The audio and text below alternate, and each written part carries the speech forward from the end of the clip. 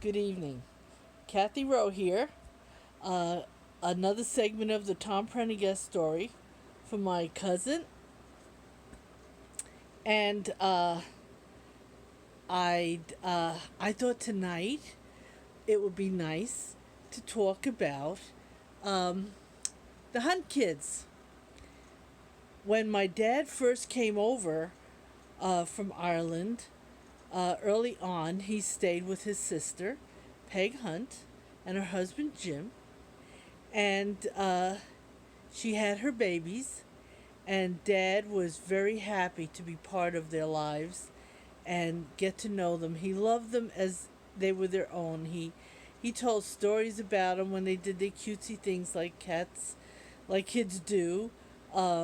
He liked how Jimmy, little Jim, he'd say, would climb on his lap and share his breakfast with him. Uh, he just loved them. He enjoyed them, and they were a big part of his life. I remember my brother and I listened, and we knew them as little kids, not realizing because we were the last hurrah in the family generation that we were so much younger than anybody else. So when we wanted to see our cousins, we wanted somebody to play with because we heard stories about them as when they were little kids.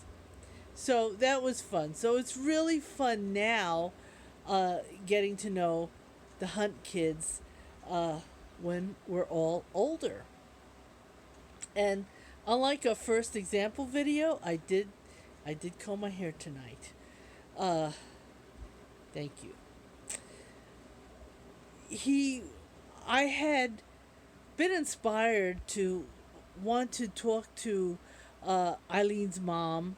Uh, I guess Eileen's my second cousin or my little cousin because her mom's my cousin. So Eileen, I think that means I can boss you around in the hierarchy of things. But I won't. Okay, I was listening to Irish Live, and uh, it was Irish Live New York, and it was last week. And I listened to them, and it was a case of it wasn't the best connection, but it was an Irishman doing a cappella, and he was playing his guitar, and he was doing the old Irish songs that had the air about them. And on Sunday nights around 9 p.m., my mom and dad would get a AM radio. I don't think FM had Irish music at that time, and the static was horrible. You can barely hear it. And my brother and I had to shush so they could listen really carefully. I mean, it was highly static.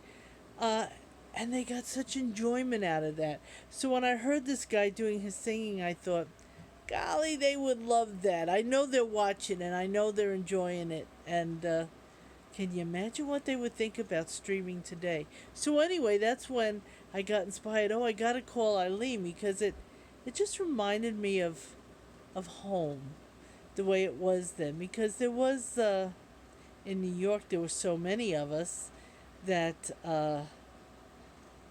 it, it was nice. It was always nice to visit family. Now, Nora Hanley, my aunt Noni, Dad's half sister, lived at the Grand Concourse in later years, and we lived on Wythe Place, which is we could walk to her house. So I had the pleasure of listening to him and Marty and Noni and Kathleen Gertie, I believe. No, it couldn't have been Kathleen, but there was one other sister. It was my dad and his two sisters and Marty Shields. Now I'm trying to remember which one of it was um, came over with them. Let me check that one out and get back to you. I also think there's one of my grandchildren, getting ready to open that door. Okay, maybe not. But anyway, he got the biggest kick out of telling that story of how they got on the boat. and how they were smuggled. He and Marty Shields were smuggled in. And I thought, well, Dad, why were you smuggled? And then he would look at my mother, and then she'd start the story, and then he'd fill in. It seems that my dad was in the IRA.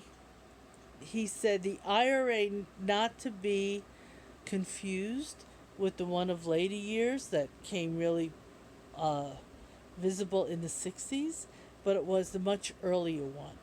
It was the one that he said that had something to fight for, that IRA. And he was a munitions man.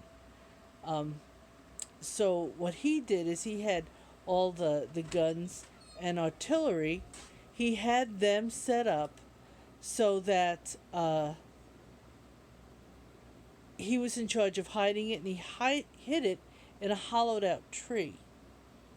And he had, no one was killed, but he blew up Black and Tan barracks. And once he did that, they were looking for him. So everyone in town had gotten arrested. And they still scanned, and they looked through, and they could not find him. But they had a hangman's noose waiting for them because they had no sense of humor about this incident. And he was arrested, and he was kept on campus. And unlike today, where everybody's fingerprints and DNA and records are kept, they had none there at the time. So what had happened is they let him go because they couldn't find Tom Prendergast. Dad, didn't volunteer who he was, and he was protected by everyone. So he did get out that night, and when he had gotten out, they knew at that time he had to get out of the country because it wouldn't be long before. And he was true. They had discovered that, yeah, they did have him. He did get loose, and now they were really angry. So he got false papers, of which I still have his passport. Does not describe my dad at all, but it got him in the country, and we're grateful for that.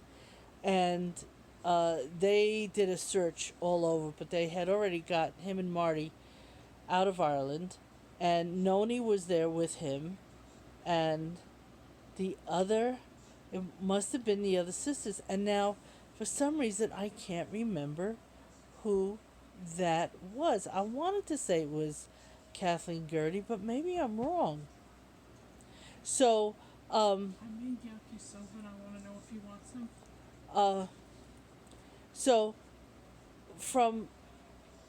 So trying to remember that,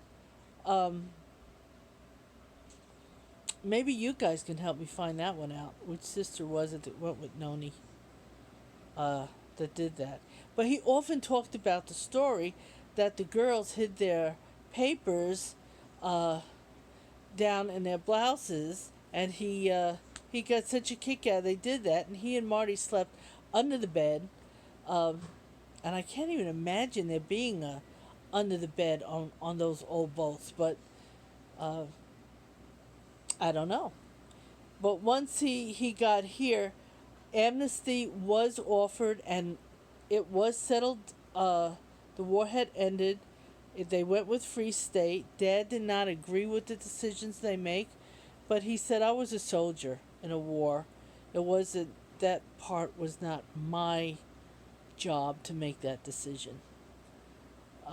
So that's the story I know of how he had his exercise in coming into this country. And I think they're trying to holler at me for dinner. So that's my episode for tonight. So thank you. I love you all. And I hope it was helpful. And if you guys have any other versions or any other things to add to it, please share with me, because I think it would be great for all of us to have. Okay. Love you. Bye-bye.